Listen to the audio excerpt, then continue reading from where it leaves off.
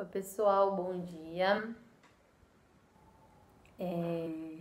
O conteúdo da nossa aula de hoje é sobre figuras de linguagem. O que são figuras de linguagem, gente? Alguém gostaria de chutar, de tentar imaginar aí o que pode ser? Vamos lá. As figuras de linguagem são recursos da língua portuguesa que criam novos significados para as expressões, ao trabalhar com o sentido conotativo em vez do literal, tá? Então ela não vai trabalhar com o significado literal, ou seja, aquele que está ali no dicionário. Ela trabalha com sentido conotativo, com sentido criativo, ok? Vamos começar e a gente vai dar uma olhada em algumas das figuras de linguagem, as mais utilizadas. Vamos começar pela metáfora. A metáfora se baseia em uma comparação implícita, sem um elemento comparativo, como ou tal qual, por exemplo. Em que uma característica de determinada coisa é atribuída ao elemento metaforizado. Por exemplo, Maria Rita é uma flor. Eu não estou dizendo que a Maria Rita é como uma flor. Isso já entraria em outra figura de linguagem. Então, como está dizendo ali, a gente não usa o elemento comparativo. A comparação fica implícita, ok? Então, a Maria é uma flor. Ela não é uma flor de verdade, mas é comparada a uma flor. Ou seja, temos uma metáfora aí. Vamos agora à comparação. A comparação ela é explícita. Ela usa os termos comparativos como, que nem, assim como e tal qual. Exemplo, Maria Rita é cheirosa como uma flor. Vamos à próxima figura de linguagem, a metonímia. A metonímia é mais uma figura de linguagem que tem a ver com semelhanças. Ela ocorre quando um único nome é citado para representar um todo referente a ele. Um exemplo, é como dizermos frases como adoro ler Clarice Lispector, ou ainda mais comum, bebi um copo de leite. Não lemos a Clarice Lispector, lemos os livros de Clarice Lispector. Não bebemos um copo de leite, bebemos um copo com leite. Ok? Então, seria uma parte sendo dita ali para representar um todo por trás. A próxima figura de linguagem, a perífrase. A perífrase acontece quando um nome ou termo é substituído por alguma característica marcante sua, né? Ou por algum fato que tenha tornado célebre. Por exemplo, chamar o Rio de Janeiro de cidade maravilhosa ou o leão de rei da selva. É uma característica que se torna tão conhecida se referindo a uma outra palavra, a um outro termo, que nós podemos usar essa característica conhecida para substituir o próprio termo. Vamos à próxima figura de linguagem, a hipérbole. Ao contrário do eufemismo, a hipérbole serve para exaltar uma ideia com o objetivo de causar maior impacto e entusiasmo. Ela é muito usada em nosso cotidiano. Por exemplo, estou morta de fome. Em que a intenção é enfatizar propositalmente o quanto estamos precisando comer, nesse caso.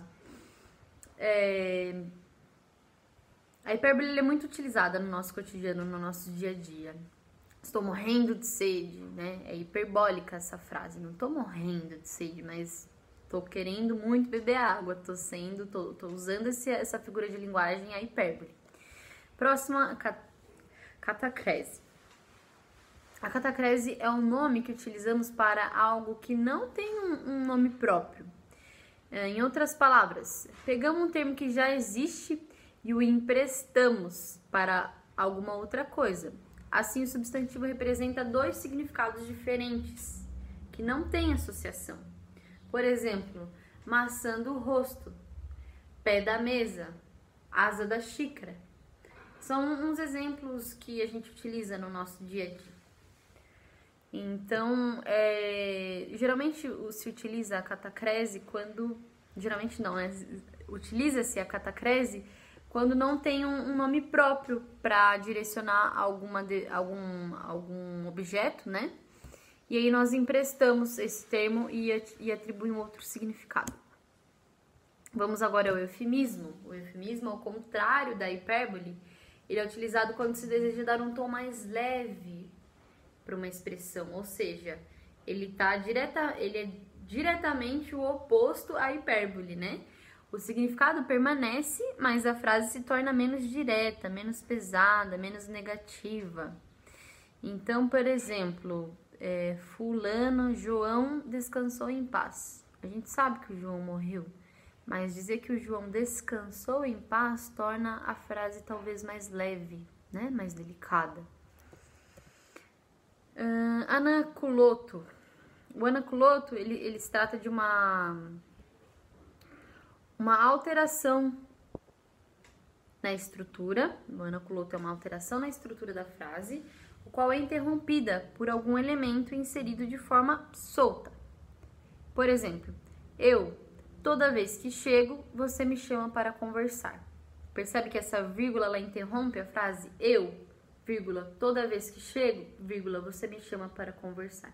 Tem uma interrupção solta aí no meio da frase, percebam. Vamos agora à antítese. Antítese é o uso de palavras com sentidos opostos.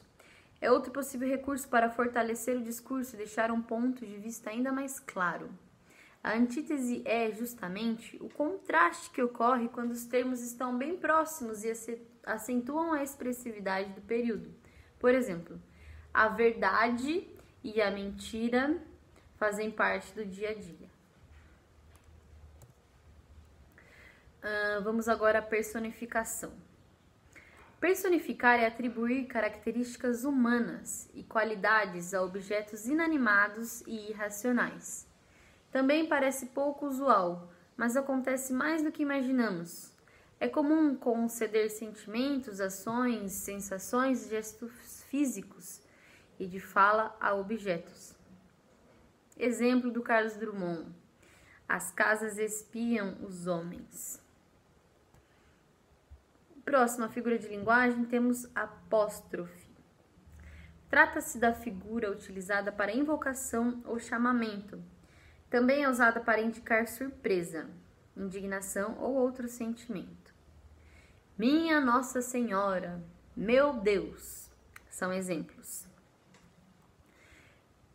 Temos também a onomatopeia.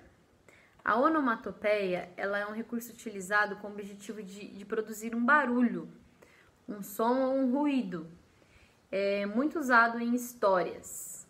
No trecho do poema...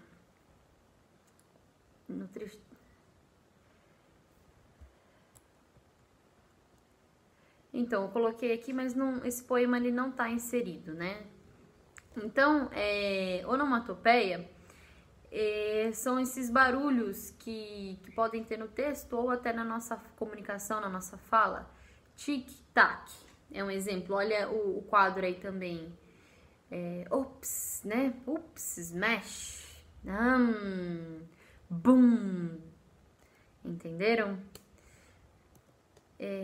Agora vamos dar uma revisada na tabela, né? Pra gente memorizar as principais figuras de linguagem. Deem uma olhada aí com mais calma. Obrigada, gente.